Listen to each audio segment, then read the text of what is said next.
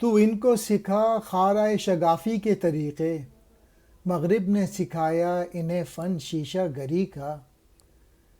دل توڑ گئی ان کو 2 صدیوں کی غلامی، دارو کوئی سوچ ان کی پریشان نظری کا۔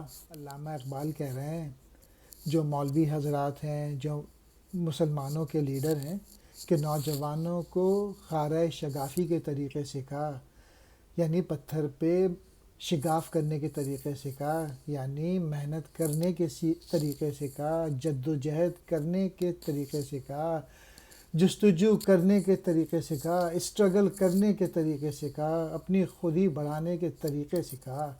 کیونکہ انہوں نے جو چیزیں مغرب سے سیکھی ہیں وہ صرف شیشہ گری ہے، وہ صرف گلیمر ہے، وہ نازک چیزیں سیکھی ہیں، کوئی کام کی چیزیں نہیں سیکھی مغرب سے انہوں نے۔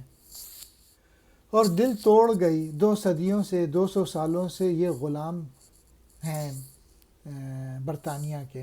تو کوئی دوا دارو سوچ ان کی پریشان نظری کا، ان کی جو سوچیں ہیں نوجوانوں کی منتشر ہیں، یہ فوکس نہیں ہیں، یہ اسکیٹرڈ ان کی تھنکنگ ہے۔ تو کوئی سوچ کہ کس طریقے سے یہ غلامی کی سوچیں توڑ دیں اور دوبارہ آزادی کی طرح زندگی گزاریں، آزاد لوگوں کی سوچ ان کو دے۔